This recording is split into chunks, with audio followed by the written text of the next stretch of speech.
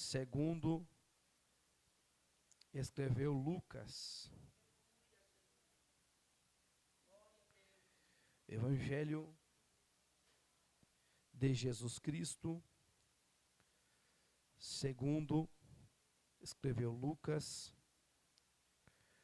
capítulo é o de número 23. Lucas, capítulo de número 23. Vamos ler a partir do versículo de número 33. Lucas, capítulo 23, versículo de número 33. Enquanto você procura o texto bíblico, quero aqui louvar a Deus por essa oportunidade que nos concede, de uma vez mais, poder fazer uso e menção de sua poderosa palavra. Quero aqui agradecer nosso amigo, pastor Luciano, pelo convite. Obrigado, meu pastor. Uma honra estar com vocês mais uma vez. O senhor é uma bênção, foi um prazer lhe ouvir naquela vigília abençoada. Deus abençoe a pastora Cláudia, os demais pastores, obreiros, a nossa retaguarda. Me acompanha nessa noite, minha digníssima esposa está ali, sentada. Cadê? Levante a mão. Cadê? Está ali. Foi no banheiro. Está ali. Leonice está carregando no seu ventre nosso filho, Davi. Daqui a pouco está vindo aí para derrubar Golias. Obrigado. E a bênção é grande. Me acompanha também ali minha cunhada Leonir e meu cunhado, nosso irmão Douglas. Amém? Deus abençoe a vida de vocês em nome de Jesus. Quem achou o texto, diga amém. Lucas capítulo 23, versículo de número 33. Diz assim a palavra do Senhor. É quando chegaram ao lugar chamado a Caveira, ali o crucificaram. E aos malfeitores, um à direita e outro à esquerda, e dizia Jesus: Pai, perdoa-lhes, porque não sabem o que fazem. E repartindo seus vestidos, lançaram sortes. E o povo estava olhando, e também os príncipes zombavam dele, dizendo: aos outros salvou, salve-se a si mesmo, se este é o Cristo escolhido de Deus. E também os soldados o escarneciam, chegando-se a ele e apresentando-lhe vinagre, e dizendo: se tu és o rei dos judeus, salva-te a ti mesmo. E também por cima dele estava um título, escrito em letras gregas, romanas e hebraicas: este é o rei dos judeus. E um dos malfeitores que estavam pendurados blasfemava dele, dizendo: se tu és o Cristo, salva-te a ti mesmo e a nós. Respondendo, porém, o outro repreendia-o, dizendo: tu nem ainda temes a Deus, estando na mesma condenação? E nós, na verdade, com justiça, porque recebemos o que os nossos feitos mereciam, mas este nenhum mal fez. E disse a Jesus: Senhor, lembra-te de mim quando entrares no teu reino. E disse-lhe Jesus: em verdade te digo, que hoje estarás comigo no paraíso. E era já quase a hora sexta, e houve trevas em toda a terra, até a hora nona. Escurecendo-se o sol, rasgou-se ao meio o véu do templo, e clamando Jesus com grande voz, disse: Pai, nas tuas mãos entrego o meu espírito. E havendo dito isto, expirou. E você diz amém? Tome seu assento, por gentileza.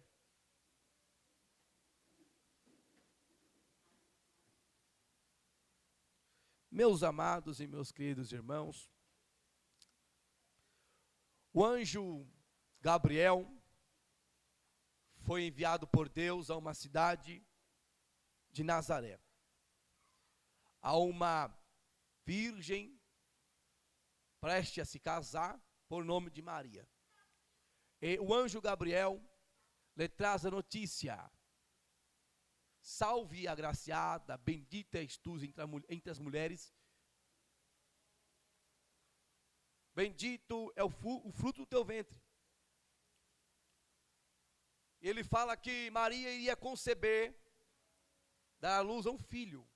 Ela olha para o anjo e diz: mas eu não sou casada. Não conheço o varão, não sou casada ainda. Vou casar, mas não sou. O anjo olha para Maria e diz: o que vai nascer de ti não vai vir do homem, vai ser gerado pelo Espírito. Porque descerá sobre ti o Espírito fará você gerar. E terás um filho, e colocarás o nome dele de Jesus. E este virá para salvar o meu povo.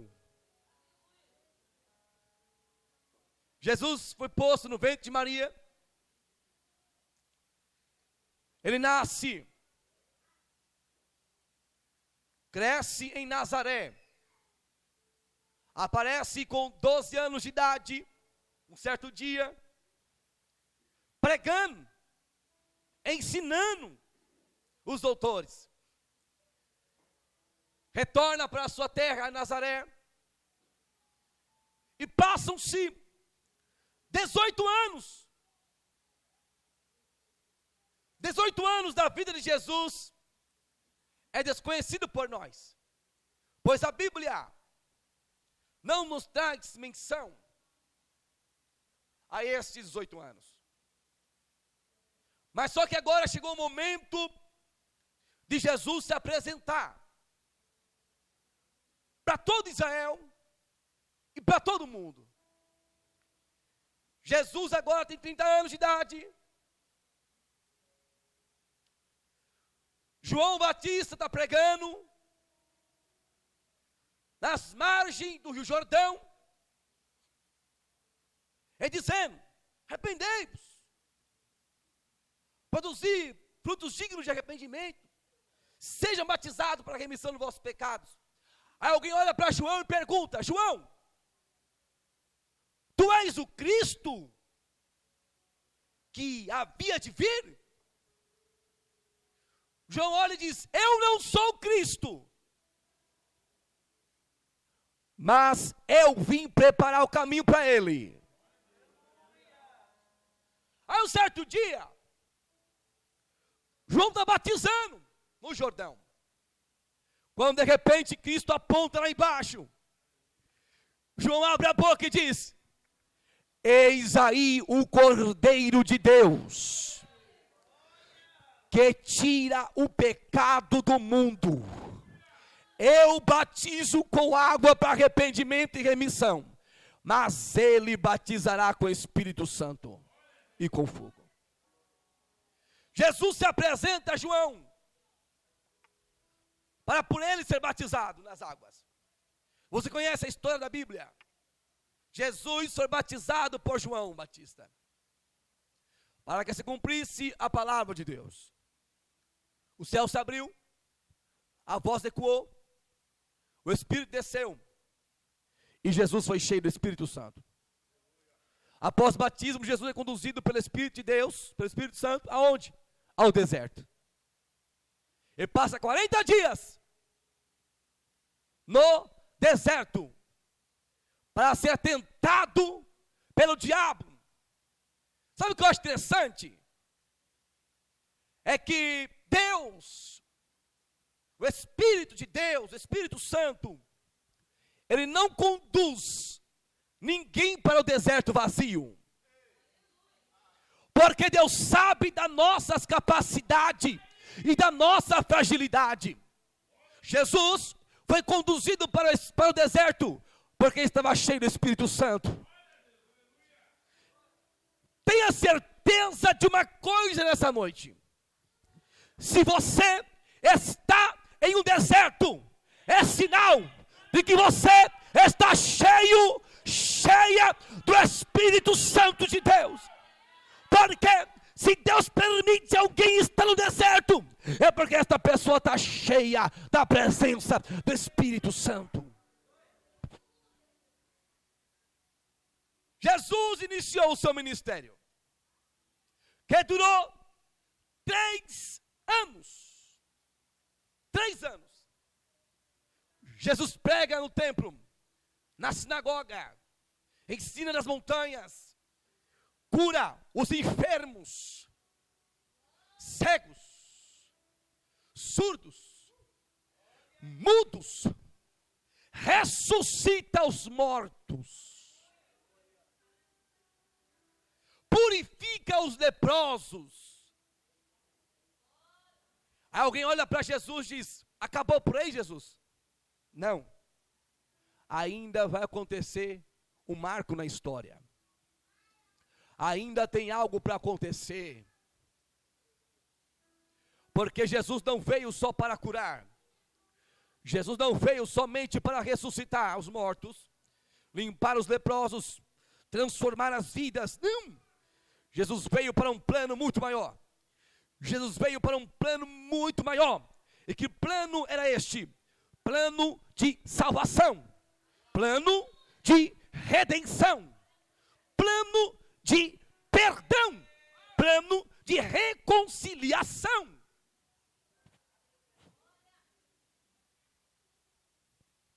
O tempo está chegando.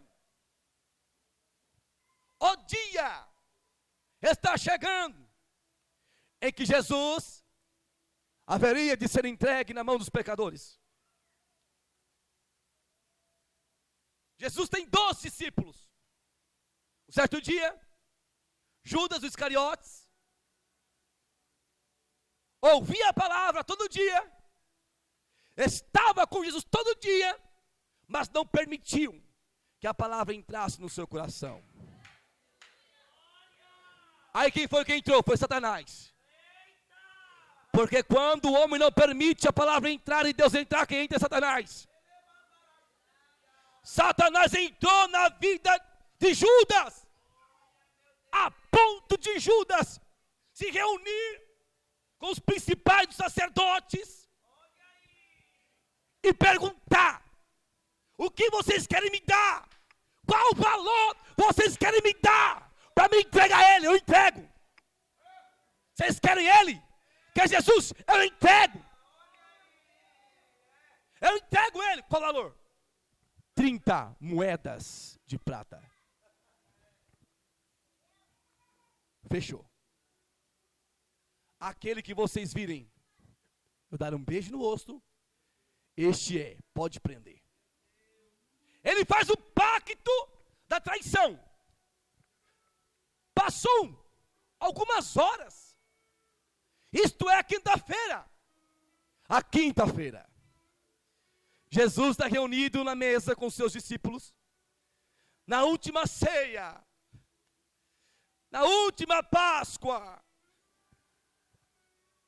Judas, horas anterior, tinha feito o pacto da traição.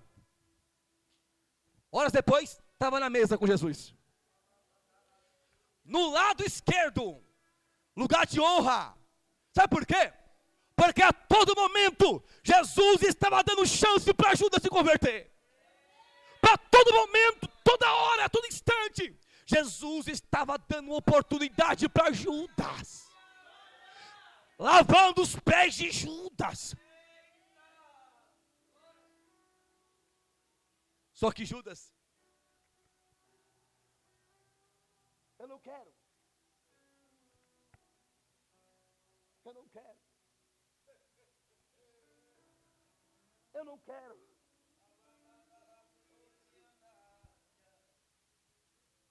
Acabou a ceia. Esse é meu pão. Esse é meu sangue. Acabou a ceia. Jesus vai com seus discípulos aonde? No jardim do Getsemane. Lá no Monte das Oliveiras. Para quê? Para orar. Para orar. Porque o momento estava se aproximando. E Jesus se ajoelha e começa a orar. Pai, se possível, faça de mim esse cálice sem que eu beba.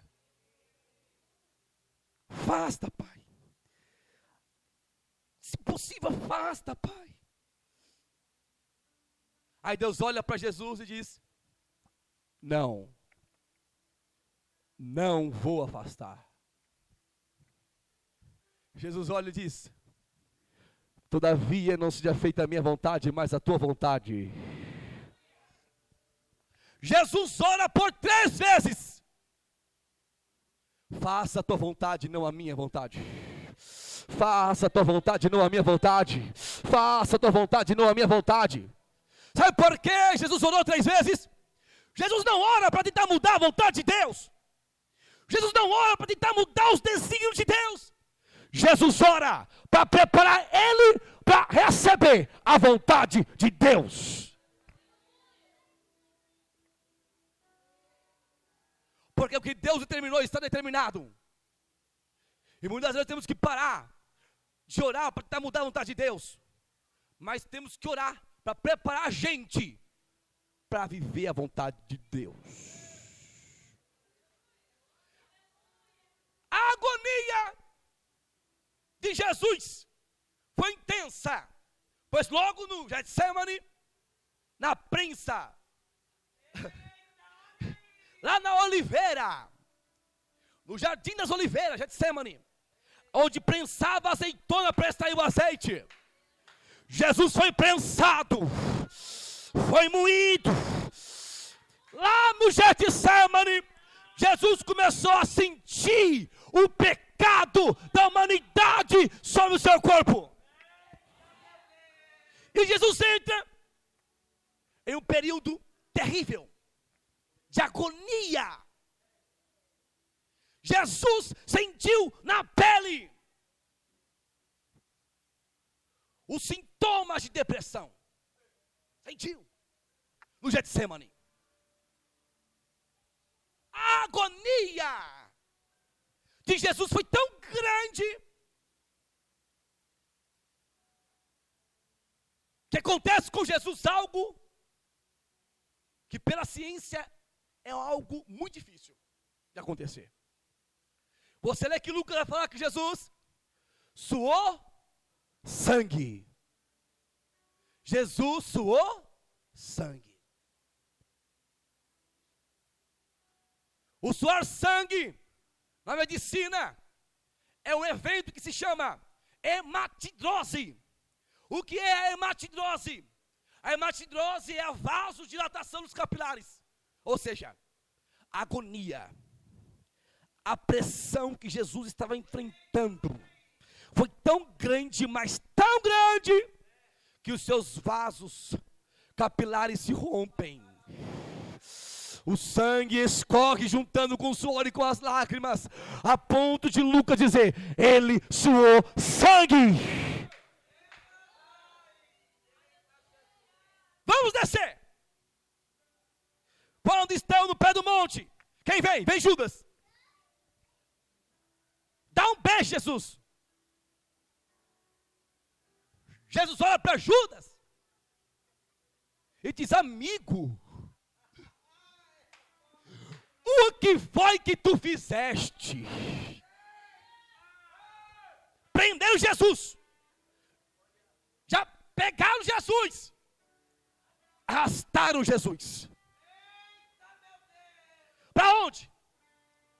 Para a casa do sumo sacerdote Caifás. Aonde lá já tinha muitos judeus reunidos.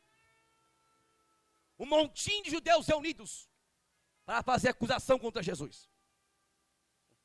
Isto é, a quinta-feira à noite. Jesus na casa de Caifás. O que eles fazem? Eles pegam o nosso Cristo, nosso Jesus, vedam os seus olhos, começa a bater. Adivinha? Diga quem foi que te bateu. Tu não és o rei? Tu não és o filho de Deus? Revela quem te bateu. Revela. Revela. Teu reino judeu coisa nenhuma, rapaz. Tão farsante. seu mentiroso, seu herege. Aí tem bastante gente reunida lá. Eles enchem o peito, cospem no nosso Cristo.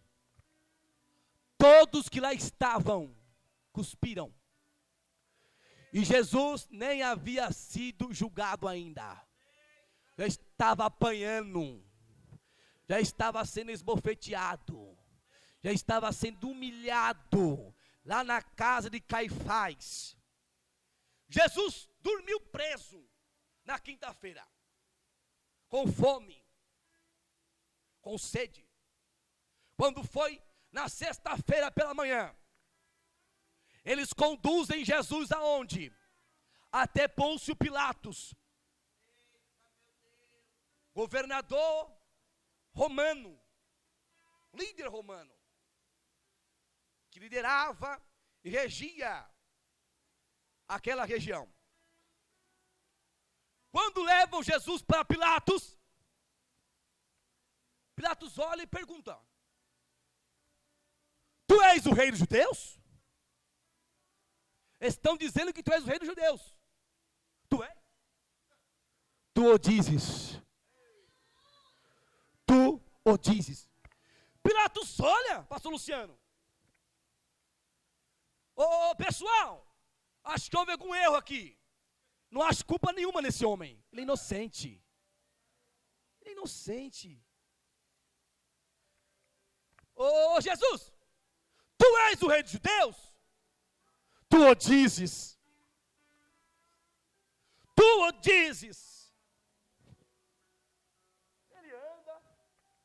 Mas não vejo erro nenhum nesse homem para condenar a morte. Aí ele, peraí, tem uma sugestão. Como é festa, é Páscoa, eu tenho que soltar um preso pela festa. Hã? Querem que eu solte Jesus? A multidão abre a boca e grita: solta Barrabás e prende Jesus. Solta Barrabás e prende Jesus. Solta Barrabás e prende Jesus. A multidão escolheu Barrabás. E sabe o que é interessante? O nome Barrabás no original significa filho do pai. A multidão está dizendo: nós queremos o filho do pai em vez do filho de Deus. Nós queremos o filho do pai em vez do filho de Deus. Solta o filho do pai e prende o filho de Deus.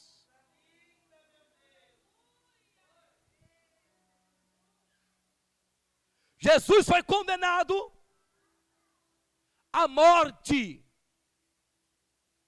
e morte de cruz. Após a condenação de Jesus, e eu já estou encerrando, após a condenação de Jesus, Jesus foi açoitado, e os romanos não pegavam leve. Os romanos eram raça ruim.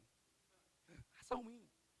Açoitaram Jesus com 40 açoites menos 1. 39 açoites.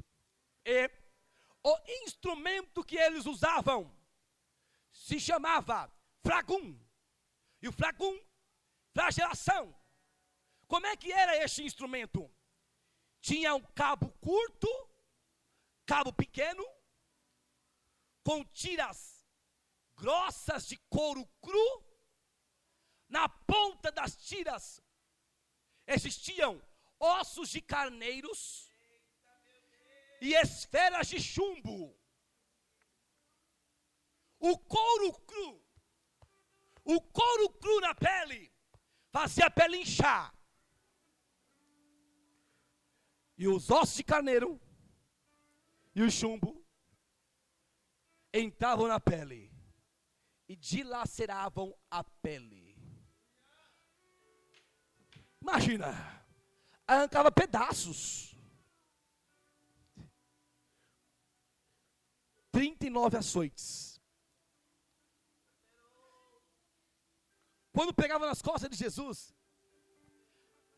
dilacerava as suas costas. Mas por quê? Jesus suportou tudo isso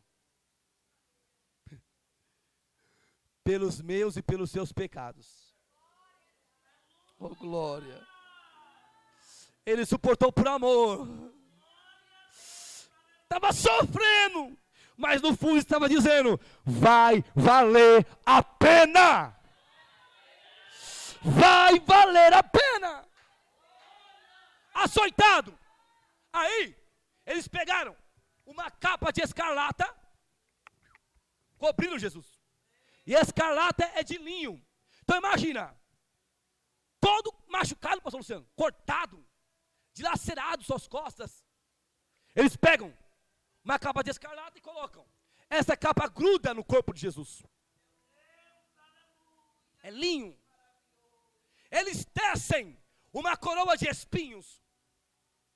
E essa coroa de espinhos que eles tecem é diferente da que nós vemos nos filmes de Hollywood. Essa coroa de espinho é semelhante ao capacete romano. Ela não pega só aquele arquinho que você vê, pega a cabeça inteira. Pegaram uma cana, colocaram na mão direita de Jesus. Uma cana. Tu não és o rei? Tu não és o rei? Tu não és o rei? Cuspiram nele. De novo. Vai, rei. Aí está lá Jesus, com o manto de escarlata, com a coroa de espinhos, com a cana na mão, e estão escarnecendo dele. Ah, vai, rei. Cadê o rei? Cadê o rei?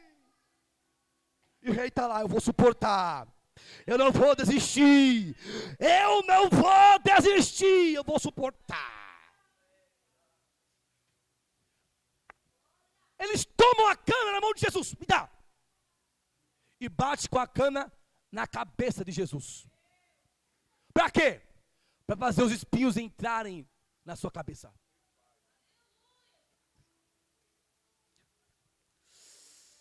E a sua cabeça estava fragilizada por causa da hematidrose que sofreu na noite anterior. Está dolorida. E espinho entrando. Aí, o que eles fazem? Espera aí, escarneceu? Cuspiu? Zombou? Eles pegaram a capa que puseram. Puxaram. Puxaram. Você já machucou? Com certeza sim. Sabe aquele sangue fresco? E você coloca uma faixa em cima. Esquece. Aí ele gruda. Aí quando você vai tirar, ai que dor. Ai que dor. Imagina Jesus, quando puxaram aquela capa de escarlata. O sangue desceu. O sangue verteu. O sangue foi derramado.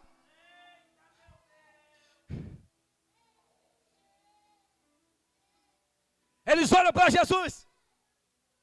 Ele disse: chegou a hora. Pega a sua cruz. Jesus é condenado à morte de cruz. A morte de cruz era a pior morte que existia naquela época. Para os romanos, 4 piores penas de morte. Da menos pior a mais pior. Pena de morte por decapitação. Cortar a cabeça. Terceiro lugar, lançar as pessoas para serem devoradas pelos leões, animais, bestas feras. Segundo lugar, botar fogo nas pessoas. Primeiro lugar, pena de morte mais cruel que existia: crucificação. Porque era uma morte dolorida, demorada. Era demorado. Tortura.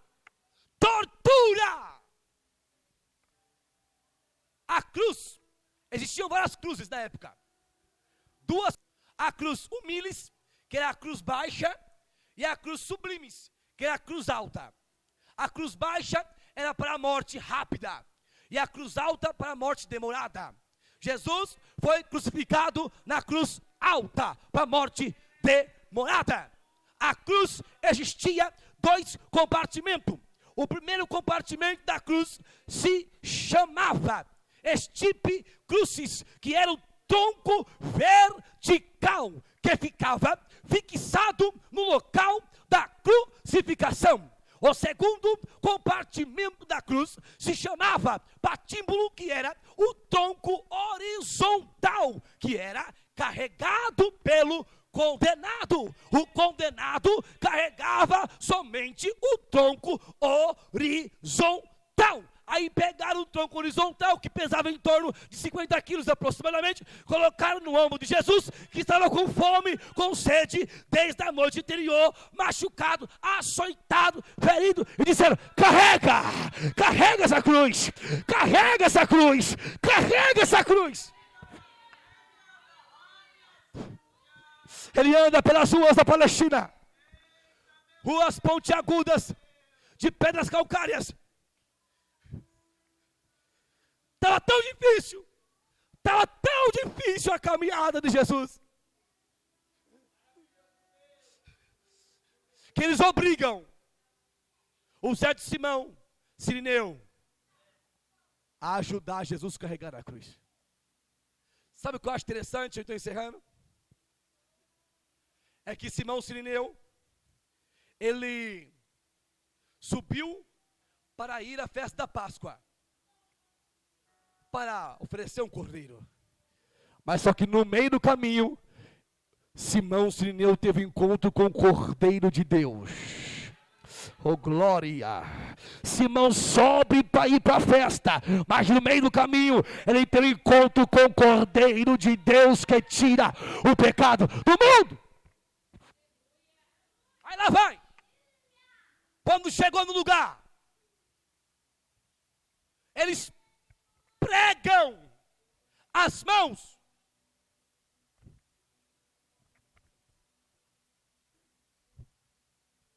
Outra mão.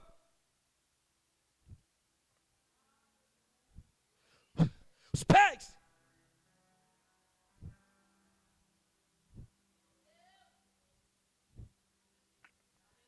Cristo está no madeiro. Cristo está no madeiro. Aleluia. Aleluia. Aleluia. Aleluia. Aleluia. Cristo está no madeiro. Pés e mãos pregados. Isaías vai dizer: ele era desprezado, o mais indigno entre os homens, homem de dores, experimentado nos trabalhos, e como um de quem os homens escondiam o rosto. Era desprezado e não fizemos dele caso algum. Verdadeiramente, ele tomou sobre si as nossas enfermidades, e as nossas dores levou sobre si. E nós o reputamos por aflito, ferido de Deus, oprimido. Mas ele foi ferido pelas nossas transgressões, é moído pelas nossas iniquidades.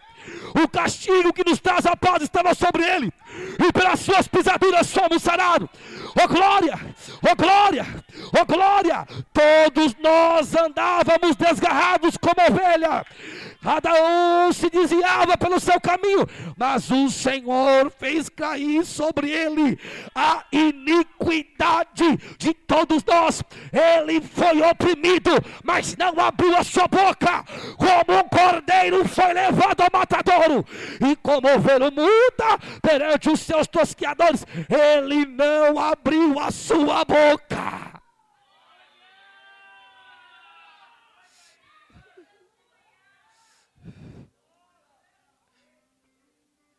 Era já quase a hora da sexta. Oh glória! Oh glória! Meio-dia. Houve trevas sobre toda a terra. E não foi um eclipse, porque a festa da Páscoa acontecia na lua cheia. As trevas e a escuridão foi a forma de Deus encobrir a cruz, enquanto seu filho suportava o pecado de toda a humanidade. Jesus deu um brado, o maior brado da história, o maior brado de todos os tempos. E o brado foi: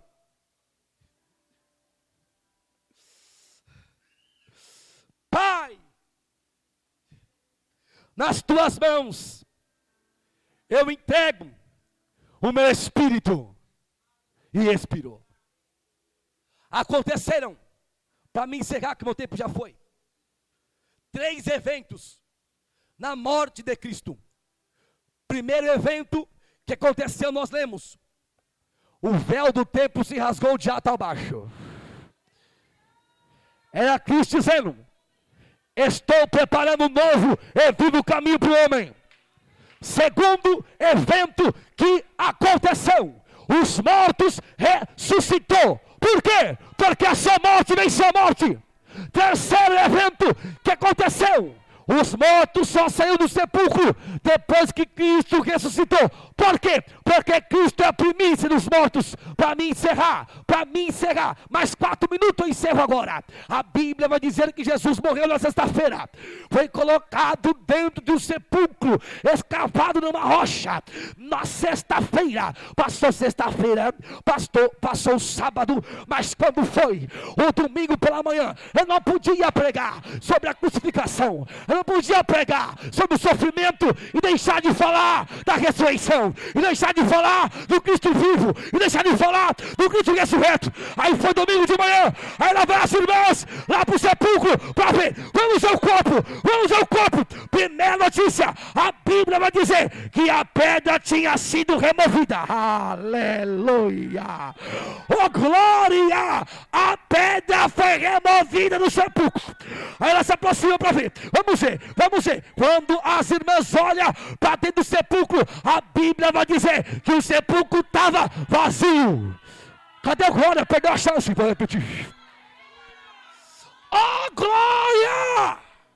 Quando olham para dentro do sepulcro, para a vergonha do inferno, o sepulcro estava vazio. Por quê? Porque ele morreu, mas ao terceiro dia ressuscitou. Aí o anjo aparece para Maria e diz: por que procurais o vivente entre os mortos? Ele não está aqui, mas ele vive.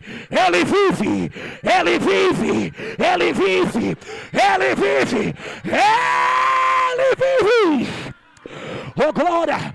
E porque ele vive, eu posso crer no amanhã, porque ele vive. Alabaxandaramaia. Sacode alguém aí, chacoalha alguém do seu lado e diga para ele: Jesus está vivo.